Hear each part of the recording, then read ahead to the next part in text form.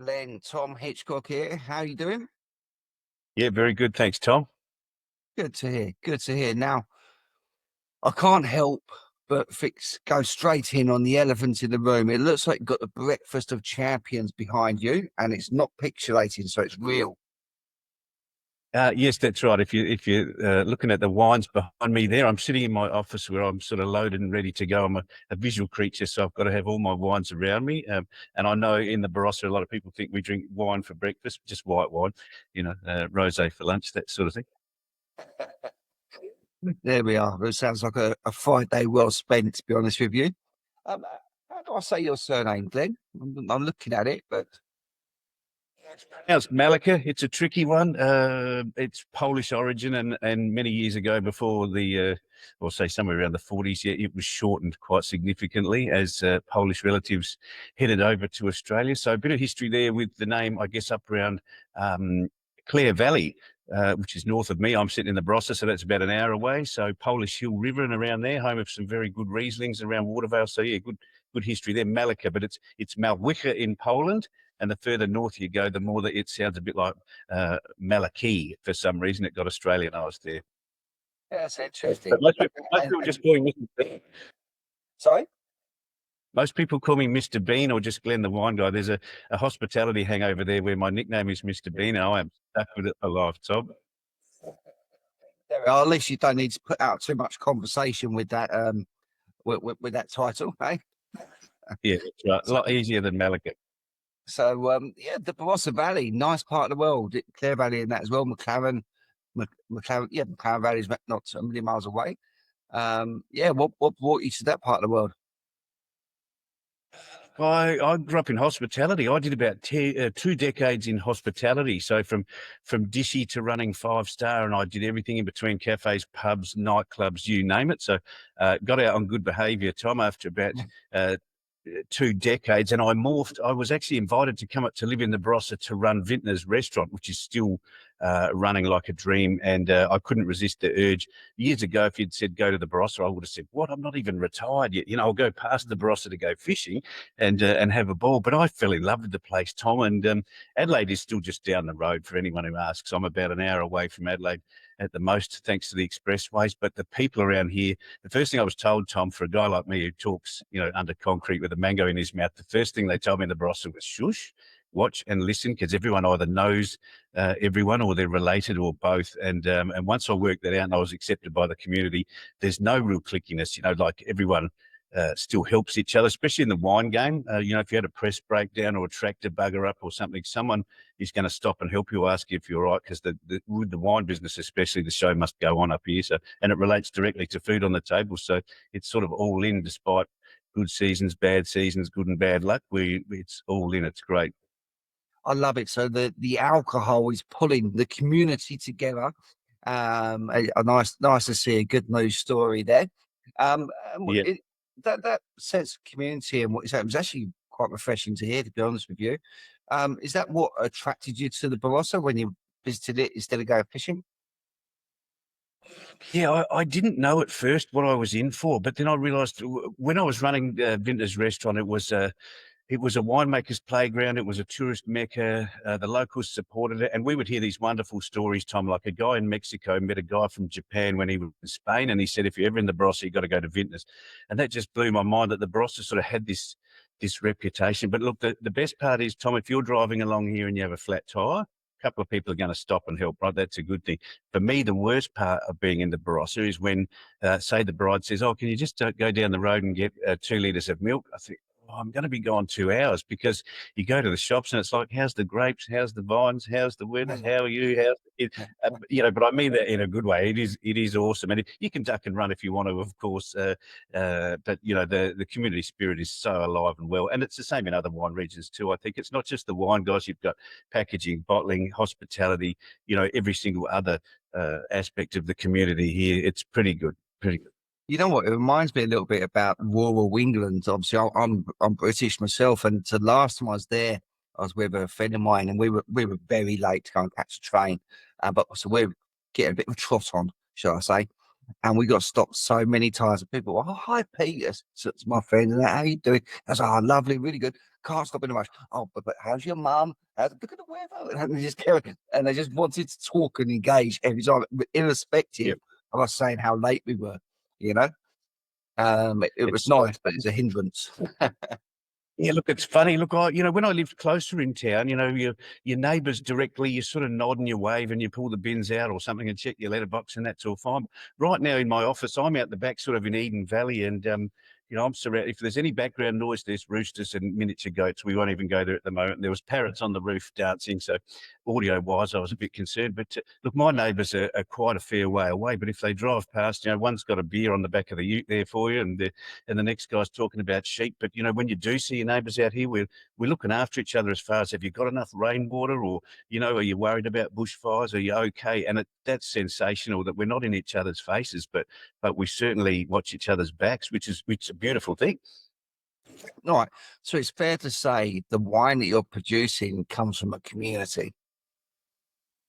It sure does. And look, Tom, as I morphed out of hospitality, what happened to me was in about 2005, I think it was, or four, I got out of hospo and I worked at the local Barossa TAFE as an instructor for a while because I thought this would be great. I'll be able to teach kids not to spill things on me in my retirement. I'm setting up myself for life. So I started teaching bar courses, basic wine knowledge, bit of front desk and tourism stuff, and I loved it. But I got pulled back into, I guess, the real world. It was great to see all those students learning in different ways. That taught me a lot about how to actually teach hospitality and how to suggestive sell, not just take orders, but how to recommend fine wine and produce. So anyway, that started happening. And then a lovely chap called Jim Irvine said, mate, what are you doing with your life apart from having too many children? And I said, oh, gee, like, why, what's up? And he introduced me to a lovely chap called Darius Ross, who ended up, I found out he was the Polish consulate here in South Australia, and he had a winery. And he needed help. And so I realized in all my life of sort of developing wine lists and things in hospo, I always looked after the little brands. Like you had to have some famous names. And where I could, I always had overseas wines as well, because that's, to me, you've just got to show, each region and what it's good for. So as patriotic as you think you are, you've got to have Californian and Spanish and Italian and French, New Zealand, etc. Anyway, so I got introduced to Darius Ross and he said, just help. So that was about a 30,000 case winery, still just boutique, And so I pushed into Victoria, Sydney. He was already in the US, and so we reignited that with sales. But then the Chinese thing happened. So by about 2006, I started going into China twice a year and moving wine over there, and had a hilarious relationship with some lovely guys from up north in the Liaoning province, Dalian. And I'm not sure if you know Yeah, what Dalian is, but like the Hawaii of China. It's coastal and it rocks. And short story long, Tom, I ended up living there, took the whole family over there, put the kids in school, and did the whole, like I rode that whole wave of Australian wine thing. And we were talking limos and, billboards in airports and highways, and big push for 4 different brands like Bird in Hand, Ross Estate, Gem Tree and Lou Miranda wines, I think. So I ended up trying to run 5 cellar doors and teach 45 staff who were all university educated how to recommend white wine, sweet, dry, why is it in the fridge? We're talking from basics. They had people skills, but no knowledge whatsoever. So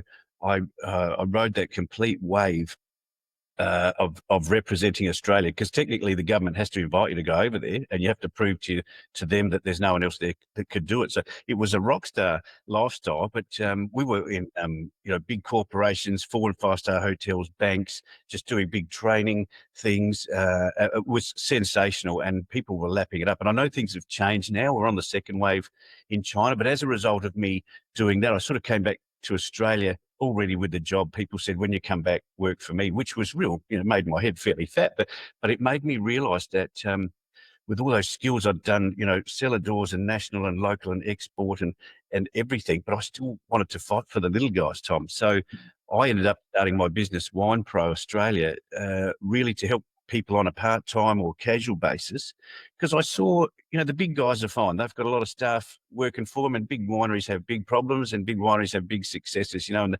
the little guys, it's all small scale. But you can imagine, Tom, these days, you've got to pay a marketing and sales guy full-time 6 figures, and a car a phone, expenses, super, holidays and all this. And when you're little, if you're under 10,000 cases, that's disproportionate. And I thought, geez, there's so many husband and wife, dog and cat teams out there that are making really good wine, and they don't actually want to be too rich and too famous. They just love the lifestyle, whether it's here, McLaren Vale, Clare, Adelaide Hills. I've got clients from all over the place, and without getting too big, the idea is to look after these people as a family, and we really push the authenticity bandwagon here. It's all Australian family owned, and no one really wants to get too big and go too national. So, no disrespect to any of the big national discount wine chains. We all need wine. We all need to find a drink. Sometimes we're in a hurry, and sometimes we've only got $10. I'm not a wine snob. I totally understand that. And yet, for my little guys, they need help with online marketing. They need help with their wine club. They might need part-time help in the cellar door. I can write tasting notes for people. I can get them an export deal, put them in front of the right restaurant and or what's left of the independent retail set as well. And I absolutely love it. It's like I work for myself, Tom, and yet somehow I've got 10 to 15 or 20 bosses at any one time. Because everyone's different. They all want to succeed by making sensational quality wines in small batches. They've all got their different ideas of where they want to be and how they go about it. So it's great fun. Yeah, that's interesting. So, excuse me, being a little bit croaky there. So I resonate with the point of sticking by the little guys and helping them get from A to B, and covering things that they don't necessarily know how to or have the contacts to or the expertise for and what have you, because their lifestyle is different, So I think that's brilliant. So just for clarity, okay, you essentially do business coaching and assistance, mentoring, if you like, with these small businesses. Mhm. You still have your own cellar door as well? No, not me. No, I just run out of my office and run around Adelaide. And some of my clients have their own cellar doors and their own wineries, and others, they do handshake deals with people with vineyards and just make fruit off the best blocks they can find, and away they go. So it's a very flexible position for me, Tom, because I call them my kids, but I love the people I work with. Some of them are a lot further along in their development than others. So, see, I get a fledgling brand where someone's only made one or two wines and they've packaged it and they've only just started, or they've got no idea where they're going. So the hardest part of my job on one level, Tom, is telling people that their kids are ugly. They just start and they get a label and I go, I'm sorry, but this is horrific. No one's going to buy that or at that price point. And they say, oh, but grandma loved that label. And I say, yeah, but how much wine does grandma buy off it? Oh, and then there's a light bulb moment. So that's a hard part of my job, is to say, look, we've got to make this look a bit prettier. And, if you want to be in a restaurant, it's got to look really sexy on the table. Or if you want to be in retail, it's got to pop next to the neighbours at the same price point. So I've got sort of from beginnings that way. And then I've got people who are sort of in the middle, who are almost well known, but not quite. And they're inconsistent in their marketing. So I've got people who don't really believe in social media or the power of your own wine club. And so, that's witchcraft to some of the people who've been in the game too long and still think that traditional advertising is the only way to go. And I think, newspapers and TV and radio, it still works. But look, what you're doing is excellent. Instagram is good. You don't have to pay $1 million for Facebook ads, but there's ways to get out there. And then I've got people who, they've been doing this for 30 years, Tom. But really what they need is someone to go down to Adelaide with their wines and knock on the doors once a week and talk to the right people. And that's actually a blessing, because you've already got sensational product, looks pretty, tastes pretty, price pretty. That I've done wine judging before, which is, you've got to put your brain on. And you only get 5 minutes per wine to really think if it's worth 100 points. But in real terms, Tom, you, me, and the person sitting at home who just loves a drink on the weekend or whatever, it's 3 out of 3. If it looks pretty and it tastes pretty and it's priced pretty, guess what? You're taking that home from the shop, or you're into it in the restaurant. So when I've got clients like that, they're almost on autopilot. You just knock on the door and it pretty much sells itself. So my sales are really weird, because they're up and down month to month, depending on who we've pushed and who's got a little bit of marketing budget. But people can hire me for 10 hours in a block if they want it, just specifically to write tasting notes or help them. Some people just want market intelligence. They're busy pruning. A lot of guys have just finished picking now. Vintage is almost done and dusted for a lot of people in the Barossa, and yet up here in the Eden Valley, some people have only just started picking whites and they've got reds to go. And of course, so when they're doing that, or then they're busy pruning, they can't get to market. So they need to know what's trending. What's, if you're doing an Eden Valley Riesling, what are the other price points out there, and what's exciting at the moment? And so I can gather all that intel and come back and then just show them the world, I guess, at a budget price compared to having a full-time staff member. So it's good. No one misses it. Nice fractional point. And you know what? It's interesting to say it because I always wonder.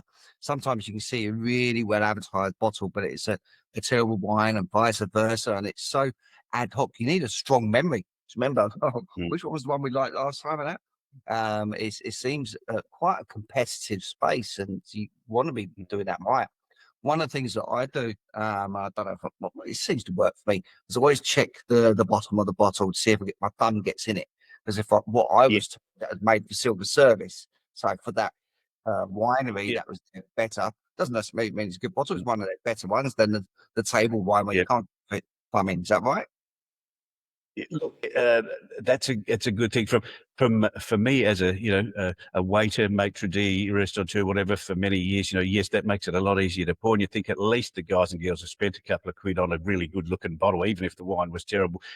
It shows that they cared and they backed their brand in, and I think that is important. Of course, that big punt was really about aging red wine and making sure there was maximum surface area for when it's lying in your rack and you're waiting patiently for 10 years for it to develop. But of course, there's a very small percentage of people now actually can wait 10 years to drink a wine. There's a lot of drink now styles out there. But look, that's part of it, Tom.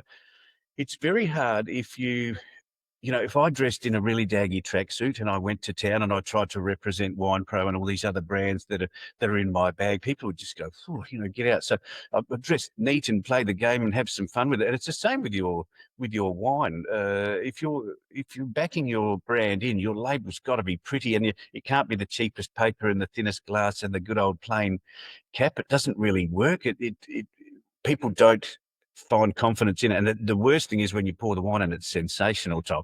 It's like, if the wine was that good, why didn't you back it in and wrap it really pretty? And that goes to the carton too. I know there's a lot of retailers who are telling me, gee, they don't think the young kids are drinking. And when I say young kids, I Yeah. mean 27 to 35.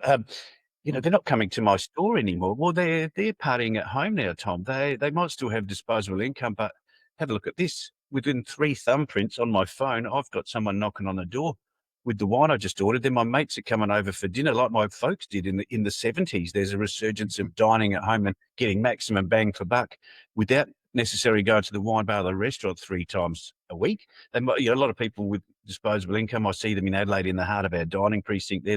They're still going out, don't get me wrong, but when it comes to buying wine, they're just getting online, and it's a busy, noisy space out there, but the kids just know how to find it and get it. And so with your packaging, part of what I do, of course, too, is with advice, don't wrap that beautiful wine in a brown paper bag.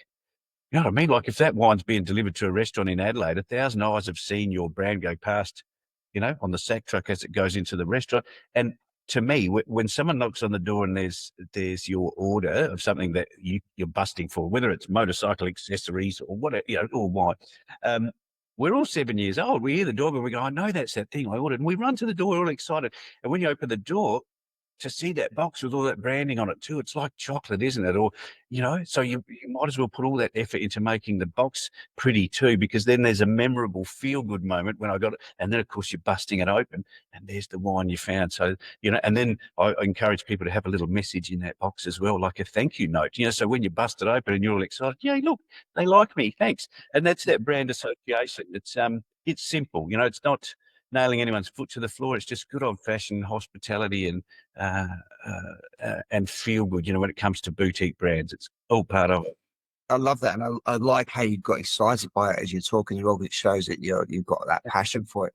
What's your thoughts on the white label market then? I know there's a lot of operators that sell their grapes elsewhere, and they white label. And I know businesses can white label and use it for promotional tools. What's your thoughts on that side of things?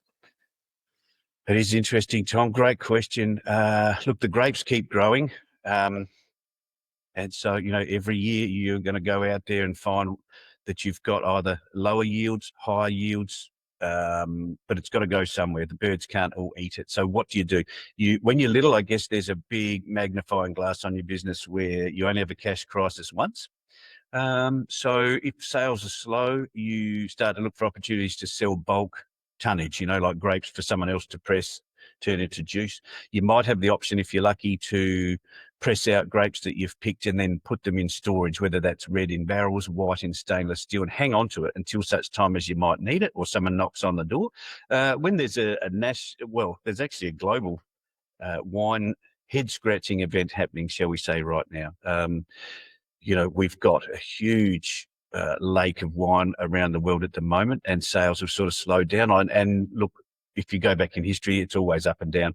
Wine goes in and out of fashion and price points change. But if you've got any way to sell grapes or juice, I suggest you do it. But you just got to be careful how you do it. So if someone knocks on your door and says, look, I'm having a wedding and I need 5,000 cases, great. Do you want your own label on it? Let's pursue the matter, but make sure they pay up front.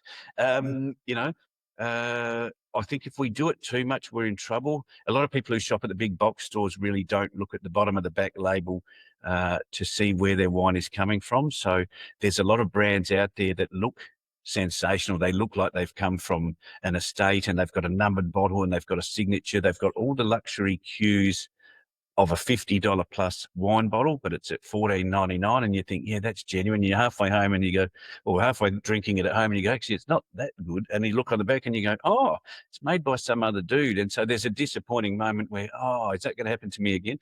And of course, we're fighting that good fight with the genuine brands and the whole authenticity thing. So yes, you have to sell wine, Tom. The grapes keep coming. But if you have to do a sub-label, one thing you can't do is encourage cannibalism. So imagine you've got a brand that retails at that sweet spot of $25, or in retail, of course, it should be $35, now 25 or 2 for 40.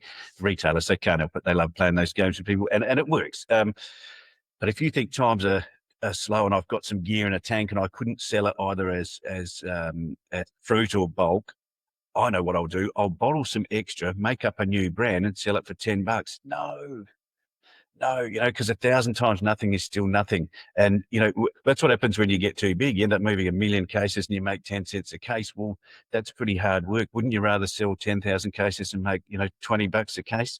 So you've got to be very careful if you're going to do sub brands or sell to someone else, whether they're using your name on the back or not. You've got to be very careful. Let's say, look, with empathy, for the sake of the consumer, we've just got to be careful how we label any sort of sub or white brands out there.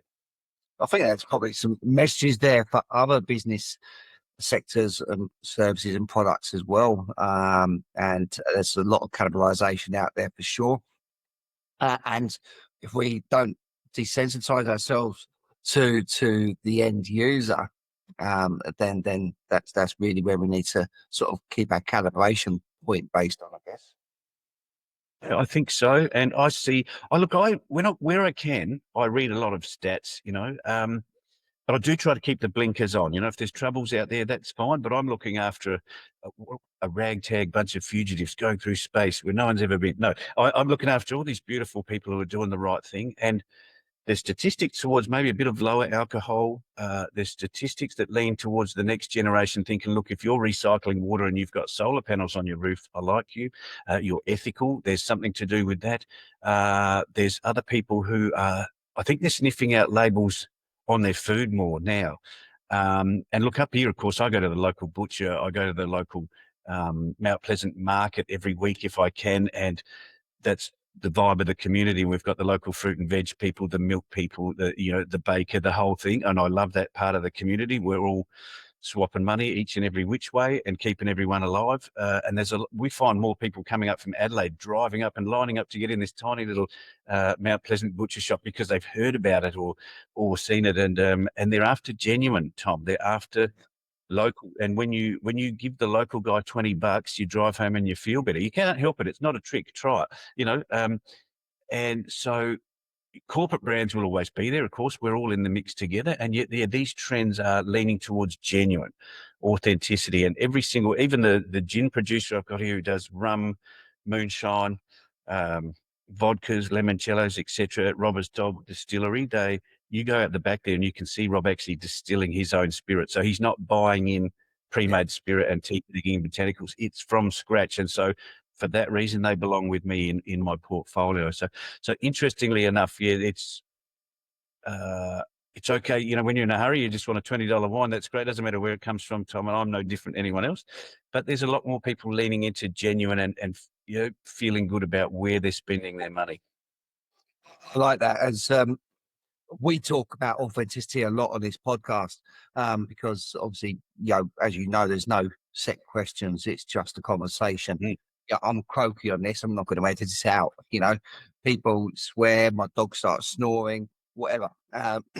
But that's the bit where we get the feedback and people like it the most because they not feel like they're being sold something. There's no agenda, and you know what you're saying means exactly true to myself. People could smell the BS all the way now, you know. So anyway, listen, we come to a close. I've just realised what the time is. So my apologies to wrap us up here. It's a good conversation. I've enjoyed that. Next time we'll do it in person and I'll have a drink with you. You pick the wine and I'll pick the wine. We'll see who wins. Yeah, sure. Look, I've got plenty, Tom. Don't you worry about that. This has been a fascinating conversation, Tom. I'm so glad we had the time to catch up, mate. It's been brilliant. But just one other thing before we wrap up then. If someone wants to reach out and make contact with you about any of your topics, what methods should they reach out to you on?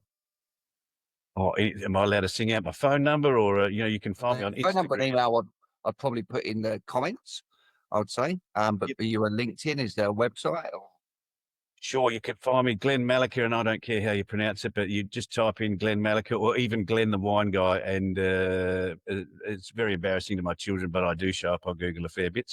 So yeah, just type in Glenn Malycha or Glenn the Wine Guy, and you'll see Wine Pro Australia. So Instagram, Facebook, LinkedIn, not so much WeChat these days. You know, I'm back home in Australia, but yeah, you'll. Yeah, I'll probably come up there too. That's a hospitality phenomenon. For some reason, the more you drink, the more I look like Rowan Atkinson. I don't get it. All right. Thanks again for your time, Glenn. Cheers, Tom. Thank you for watching this episode. I hope that you did enjoy it, had lots of takeaways from it. As before, please subscribe below so you can keep on top of any new releases we have. And also, if you would like to have your story told, just reach out with me and I'd love to give you that platform. My best email address is tom@purplepatchconsulting.com. Thank you.